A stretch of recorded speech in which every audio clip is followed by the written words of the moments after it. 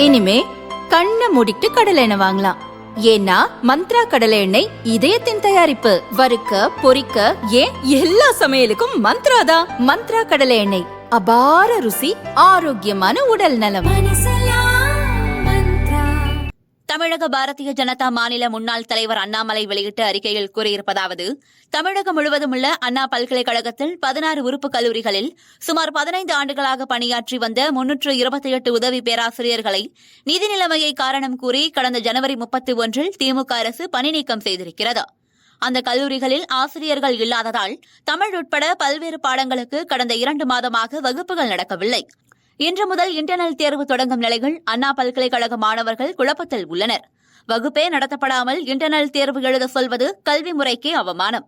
தமிழ் பாடத்துக்கே ஆசிரியர்களை நியமிக்கவில்லை என்பதுதான் திமுக அரசின் தமிழ் வளர்க்கும் லட்சணம்.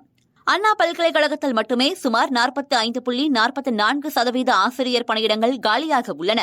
10 ஆண்டுக்கும் மேலாக பணியாற்றி வருபவர்களை பணி நிரந்தரம் செய்யாமல் காலி பணியிடங்களையும் நிரப்பாமல் மாணவர்களின் கல்வியை கேள்விக்குறியாக்கியிருக்கிறது திமுக அரசு.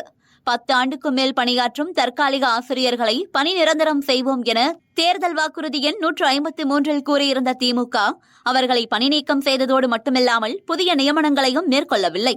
அண்ணா பல்கலைக்கழக ஆசிரியர்களுக்கு ஊதியம் வழங்க நிதியில்லை என்று கூறி மாணவர்களின் கல்வியை பாழாக்கிவிட்டு இந்த ஆண்டு திமுக அரசு அறிவித்த பட்ஜெட்டில் அண்ணா பல்கலைக்கழகத்தை தரம் உயர்த்த 1380 கோடி வரை நிதி ஒதுக்கீடு செய்யப்பட்டுள்ளதாக அறிவிக்கப்பட்டுள்ளதுதான் இந்த ஆண்டின் மிகப்பெரிய நகைச்சுவை.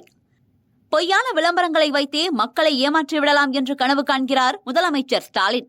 உடனடியாக 328 பகுதி நேர ஆசிரியர்களையும் பணி நிரந்தரம் செய்து மீண்டும் வகுப்புகளை தொடங்கி ஆசிரியர்கள் மற்றும் மாணவர்களின் கல்வி உரிமையை பாதுகாக்க வேண்டும் என்று திமுக அரசை வலியுறுத்தி கேட்டுக் கொள்கிறேன் என அண்ணாமலை தெரிவித்துள்ளார்.